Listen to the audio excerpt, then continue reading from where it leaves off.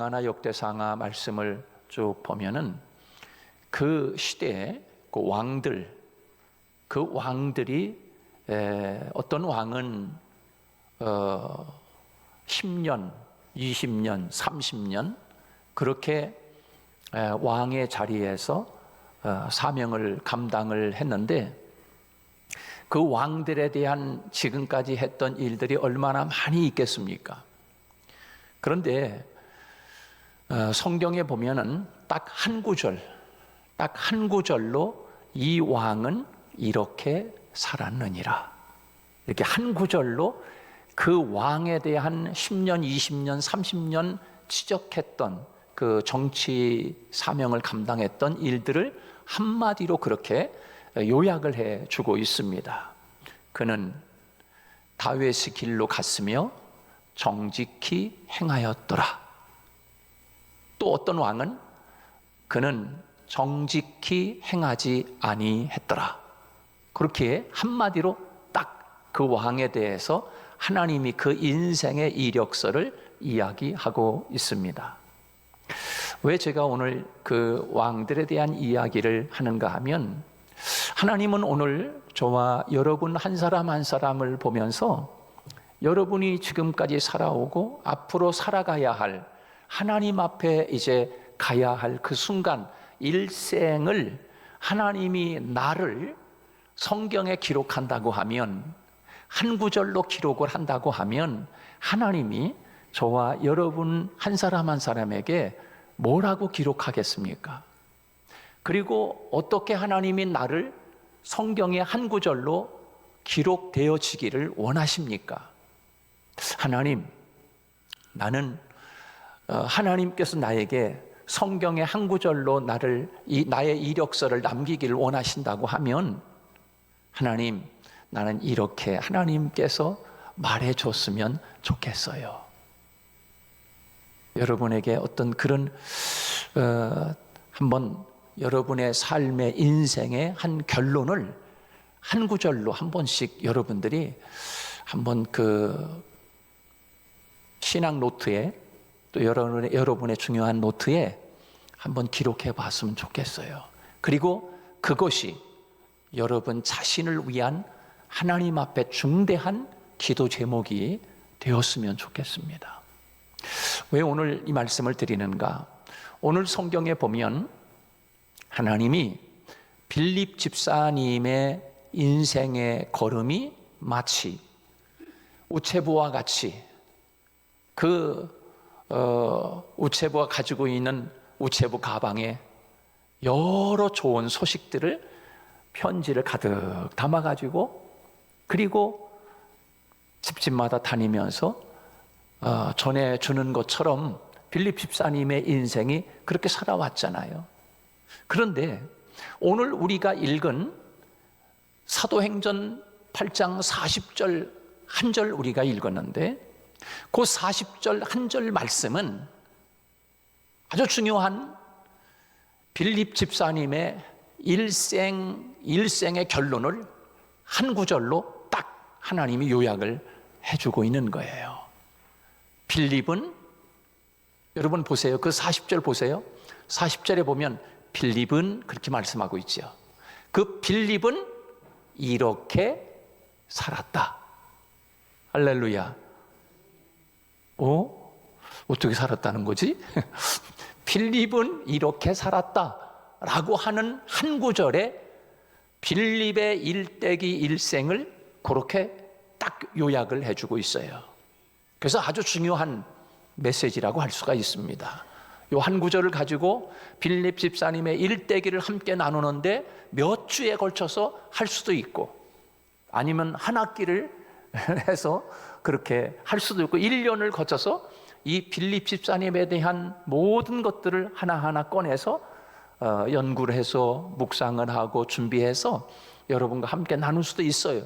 그러나 그렇게 할 수 없으니까 하나님은 오늘 본문 말씀에서 그 빌립 집사님이 일생을 살면서 어떤 삶을 살았겠어요.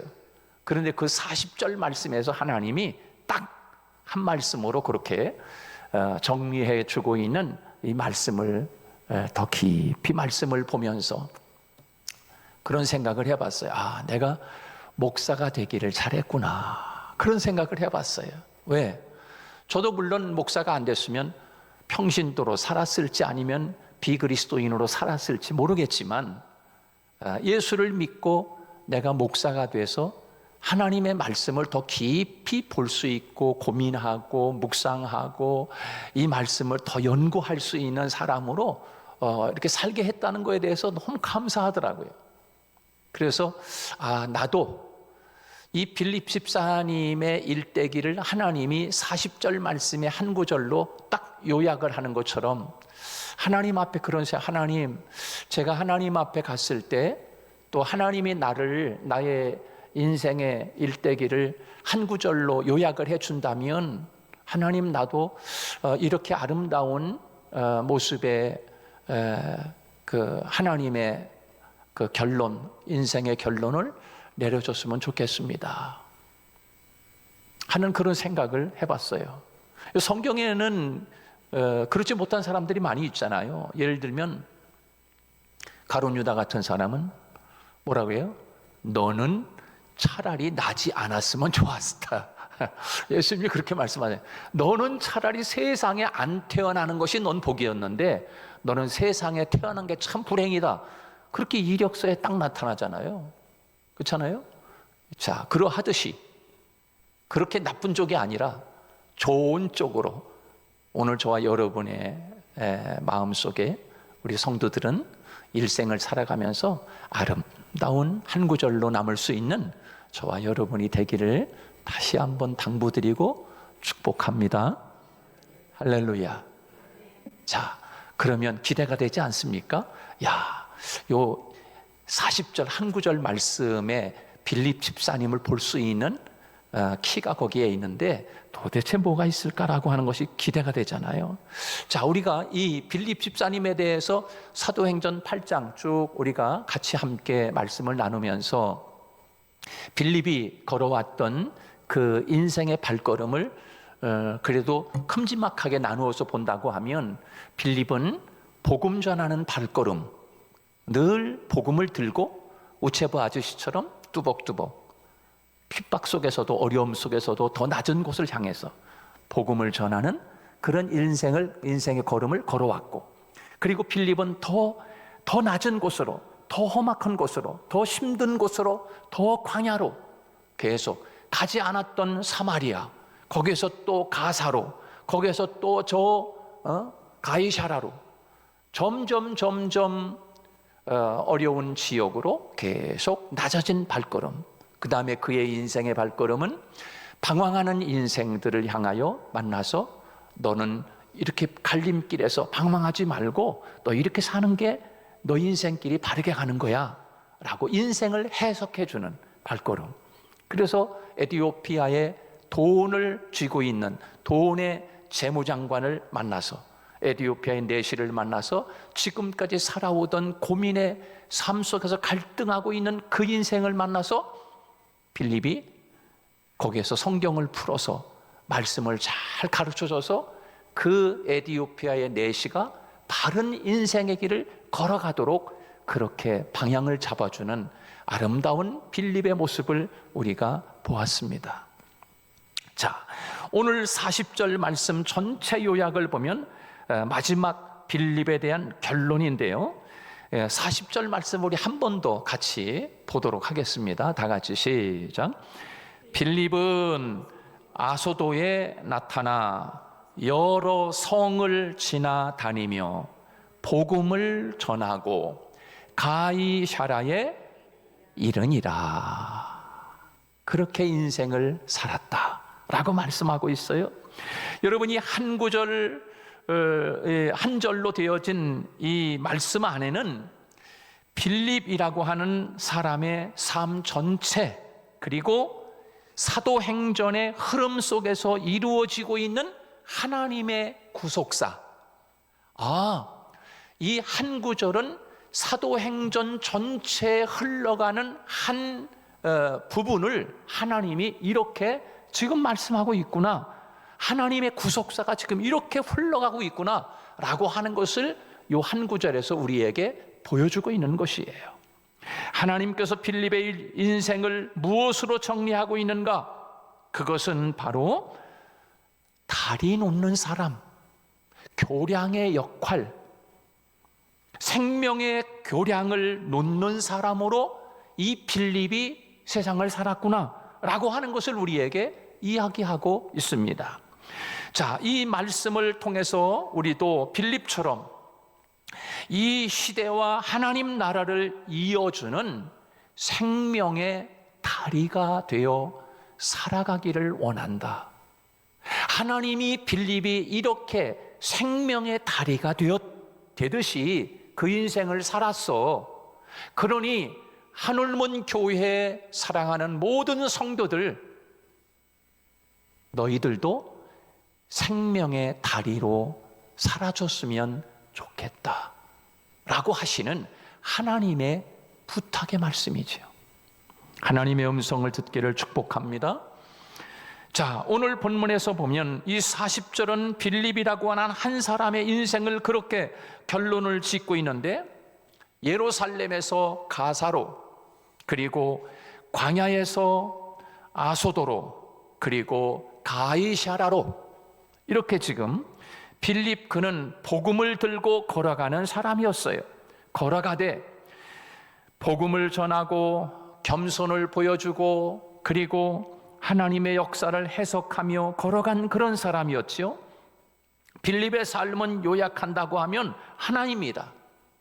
딱 오늘 본문 말씀에서 빌립은 다리 놓는 사람이었다. 그렇게 하나님이 우리에게 쉬운 말로 그렇게 말씀하고 있는 거지요.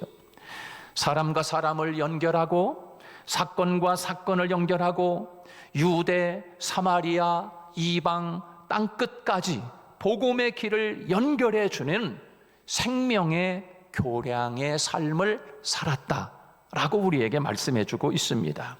오늘 이 한 절은 빌립이라고 하는 사람에 대한 하나님의 최종 평가이면서 인생의 제목이기도 합니다.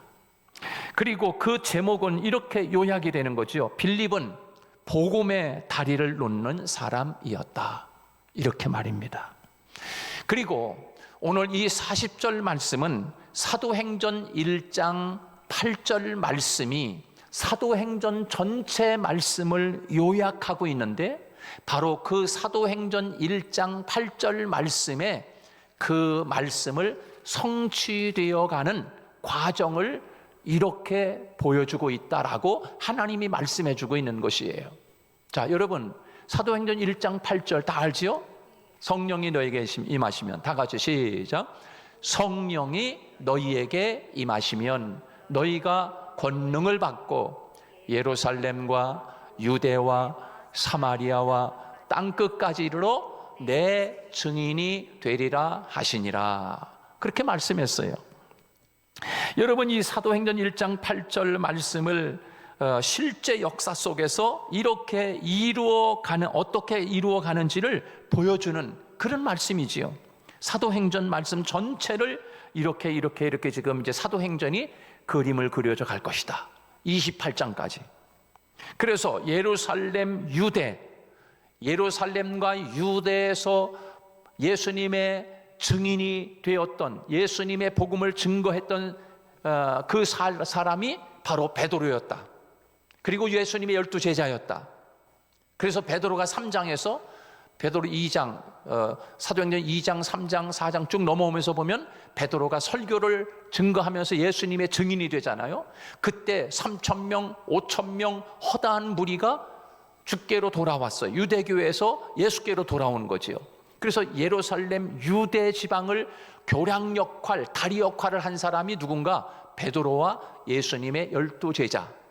그 다음에 유대와 사마리아와 땅끝 초입까지 그 교량 역할을 누가 했는가? 바로 빌립 집사님이 그 교량 역할을 한 거예요. 그래서 하나님의 말씀을 듣고 빌립은 이제 유대를 떠나, 유대 지방을 떠나서 가지 않던 사마리아, 가사, 그리고 저 가이사라까지, 거기까지 이제 빌립이 교량 역할을 감당하는 것입니다. 그래서 이제는 사마리아 땅 끝까지 이제 가게 되는데, 이제 사마리아 땅 끝, 그 초입 이후에 어떻게 되는가? 누가 그 교량의 역할을 하는가? 처음에는 베드로와 주님의 12제자, 그 다음에 유대를 넘어서서 사마리아와 땅끝 초입까지는 빌립 집사, 그 다음에 땅끝 초입부터 마지막 땅끝까지는 이제는 사도 바울이 그 역할을 감당하는 거예요.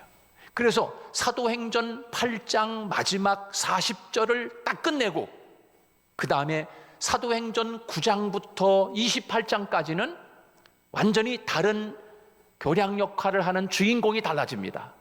그래서 사도행전 9장에서 사도 바울이 사울이라고 하는 자가 딱 등장을 하면서 하나님이 내가 너를 택한 나의 그릇이야 라고 하면서 하나님이 빌립과 같이 사도 바울을 땅끝으로 보내는 교량 역할을 감당하는 한 사람으로 사도 바울을 선택하시고, 그리고 땅끝까지 하나님의 복음이 증거되어지는 그런 모습을 이제 보여지게 되는데, 이제 사도행전 9장에 가서는 완전히 주인공이 빌립 집사에서 사도 바울, 사울로 넘어가게 됩니다. 자, 정리하면 베드로라고 하는 다리, 그 다음에 빌립이라고 하는 다리, 그 다음에 바울이라고 하는 다리, 하나님은 이 세 사람을 통해서 복음의 길, 생명의 길을 이어가셨어요. 그러므로 빌립의 인생은 단순히 유량하는 사람이 아니라 하나님의 구속사를 연결하는 위대한 다리 놓기의 삶을 살았던 사람이다 할 수 있는 것입니다. 자, 빌립이 뿌린 씨앗 위에 세워진 복음의 열매가 놀라운 선교센터가 이루어지게 됩니다. 자, 본문에 등장하는, 오늘 본문에 보면 가이사라라고 하는 말이 나오죠. 가이사라. 그래서 가이사라에 이르니라 라고 말씀하고 있어요. 여러분, 이 가이사라라고 하는 그 말에 필립이라고 하는 사람이 자기가 자기 이름을 붙여가지고 그 지역을 가이사라에서 가이사라 빌립보 이렇게 이야기했어요. 그렇게 이름을 지어버린 거예요. 그러니까 가이사라 빌립보는 바로 처음에는 가이사라였어요. 자, 그런데 이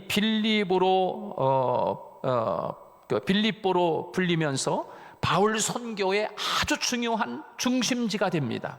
그래서 초대 교회에는 두 개의 선교센터가 있습니다. 초대 교회, 다시 말해서 사도행전 1장부터 28장까지 중요한 선교센터 두 개가 나오는데, 하나는 이방에 세워졌던 안디옥 교회, 그 다음에 또 하나는 오늘 우리가 말씀을 전하고 있는 바로 이 가이사라 빌립보의 빌립보 교회, 요 두 교회가 사도행전에 아주 중요한 역할을 선교센터로서 감당을 하고 있습니다. 그래서 안디옥 교회는, 이방 지역에 세워진 그 안디옥 교회는 사도 바울이 땅끝을 향해서 교량 역할을 하여 선교 여행을 떠나 선교사로 파송되어서 나갈 때 이 안디옥 교회는 어떤 일을 했는가? 계속 사람을 훈련시켜서 사도 바울에게 계속 사람을 붙여줘서 세계 선교를 하는데 감당하게 만드는 교회가 바로 안디옥 교회였어요. 그러면 가이사랴에 세워진 빌립보 교회는 뭘 했는가?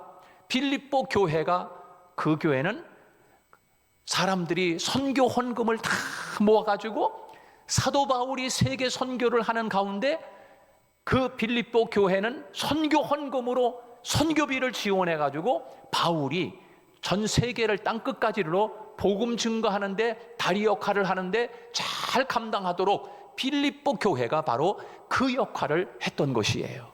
그래서 사도행전에 안디옥 교회와 빌립보 교회는 굉장히 중요한 역할을 하고 있지요. 자, 그런데 제가 하고 싶은 이야기는 뭐냐면, 그 빌립보 교회가 어떻게 돼서 세워졌느냐, 그 배경이 중요하지 않습니까? 여러분, 빌립보 교회는 사도 바울이 환상 중에 우리에게 와서 좀 도와라 라고 하는 그 환상을 보고 바로 이 유럽을 향해서 바울이 발걸음을 돌리게 되지 않습니까? 그래서 바울이 그 가이사랴 빌립보에 갔을 때 제일 첫 번째로 만난 사람이 누굽니까? 루디아라고 하는 여인, 자조장사 루디아라고 하는 여인을 만나잖아요. 그럼 루디아를 만났는데 그가 하나님의 말씀을 너무너무 잘 받아들이는 거예요. 참 이상하다. 그리고 너무나 나중에는 이 루디아라는 사람이 우리 집을 마음껏 당신이 복음 증거하는데 사용하세요. 그러면서 루디아의 집을 하나님 앞에 내어놓으면서 빌립보 교회가 바로 세워지게 된 거예요. 근데 그 루디아는 어떻게 해서 그렇게 복음을 알게 됐느냐라고 하는 거예요. 그 가이사랴 빌립보에 살고 있는 루디아라고 하는 여인은 바로 빌립이라고 하는 집사님이 가이사랴 빌립보에 갔을 때 루디아라고 하는 여인이 복음을 그때 다 받아들인 거예요. 그리고 바울이 왔을 때 그 루디아를 통해서 루디아 집이 교회가 되고 선교센터가 된 거예요. 여러분, 얼마나 중요한 일입니까 이게? 그래서 이 빌립 집사님이 복음의 씨앗을 벌써 이미 다 그 가이사랴까지 가서 복음을 증거할 때 루디아라고 하는 여인이 벌써 그때 바로 복음의 씨앗을 받아들이게 됐던 거죠. 자, 그 누군가가 바로 이 빌립 집사님이 바로 그 역할을 감당했다는 거예요. 여러분, 빌립은 사라졌지만 그가 놓아둔 다리 위에 바울이 걸어갔고 그 다리 위에 루디아와 빌립보 교회가 꽃을 피우게 됐고, 그러므로 빌립은 생명의 다리, 세대를 이어주는 다리, 복음의 역사를 이어가는 아름다운 다리 역할을 감당함으로 말미암아 바로 사도 바울이 그 다리를 밟고 건너가 땅 끝까지 이르러 복음을 증거하는 교량 역할을 감당하게 되었다라고 하는 것을 생각하면 정말 얼마나 감동적인지 몰라요. 저는 이 역할을 보면서 정말 감동이 됐어요. 또 한 가지 이 역할을 보면서 그 오정국 씨가 쓴 시가 있는데 저는 그 시를 읽으면서 눈물이 났어요. 정말 그 오정국 씨는 이런저런 것들을 보면서 시를 했는데 이런 시예요. 엎드려 뻗쳐라고 하는 시를 썼어요. 엎드려 뻗쳐. 여러분, 엎드려 뻗쳐라고 하는 것은 군대에서 어떤 얼차례나 뭐 벌을 받을 때 사용하는 용어거든요. 엎드려 뻗쳐. 그런데 오정국 씨가 왜 엎드려 뻗쳐라고 하는 제목을 달아서 시를 썼는가? 한번 제가 간단하게 읽어드릴게요. 한강 철교가 엎드려 뻗쳐하고 있다. 영동대교가 엎드려 뻗쳐하고 있다. 비바람이 옆구리를 뚫어도 차량의 바퀴가 등허리를 밟아도 살이 녹아 뼈만 남아도 6.25 때 이제 그 뼈만 남고 그들은 그 자세를 포기하지 않는다. 이렇게 시를 쓴 거예요. 그래서 제가 이 시를 쓰면서 빌립 집사를 생각하고 오늘 본문의 말씀들을 생각하다 보니까 막 그냥 서로 막 눈물이 나는 거야. 여러분, 노량진에서 이렇게 용산으로 건너가는 다리가 바로 한강철교 아닙니까? 그런데 여러분 보세요. 노량진에는 무엇이 유명합니까? 수산시장. 노량진에는 수산시장에 아주 유명하잖아요. 거기 가면 수산시장에 하면 그냥 모든 이 물고기들이 다 거기 모여 있어요. 정말 가서 볼만하지 않습니까? 저도 몇 번 갔는데, 서울에 살 때 몇 번 갔는데 그 노량진에는 진짜 수산시장이 유명해. 그러면 용산에는 뭐가 유명해요? 용산 그럼 뭐가 생각나요? 전자상가. 전자상가. 여러분, 딴 세계야. 완전히 용산에는 전자상가, 노량진에는 수산시장. 그런데 이 두 세계를 어떻게 알 수가 있어요? 바로 다리가 있기 때문에. 노량진 사람들은 용산으로 건너가 전자상가에 대한 삶을 볼 수가 있고, 용산 쪽에 사는 사람들은 다리를 건너가 수산시장을 알 수가 있는 거야. 이해를 할 수 있는 거야. 여러분 그 생각을 하면서 지금 이 오정국 씨가 그 시를 쓴 거예요. 여러분 이 누군가 엎드려 뻗쳐 다리가 주어졌기 때문이 아니겠습니까? 마찬가지입니다. 여러분 땅의 사람이 어떻게 저 하나님의 세계를 알 수가 있겠어요?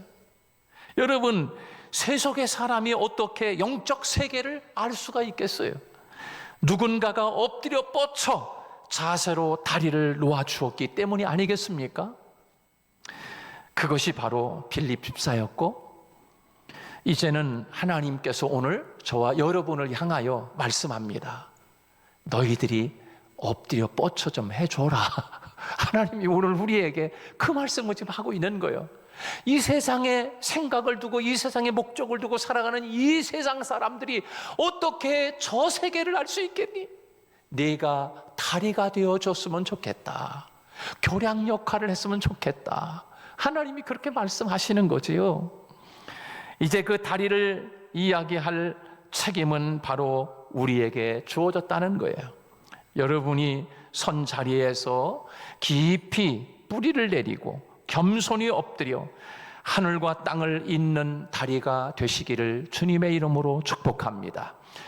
여러분을 통해 하나님을 모르는 이들이 하나님을 알게 되고, 기쁨을 모르는 이들이 참 기쁨이 뭔지를 알게 되고, 인생의 문제를 풀지 못한 이들이 인생의 방황과 갈림길에서 참 삶의 길을 찾기도 하고, 낮아짐을 모르는 이들이 예수 그리스도의 겸손을 알 수 있도록 하나님은 오늘 우리에게 말씀하시는 거지요. 이 시대의 생명의 다리가 되어라. 여러분이 있는 그 자리에서 하늘과 이 세상을 이어주는 복음의 교량, 생명의 통로, 하나님의 길을 놓는 사람들이 되시기를 주님의 이름으로 축복합니다.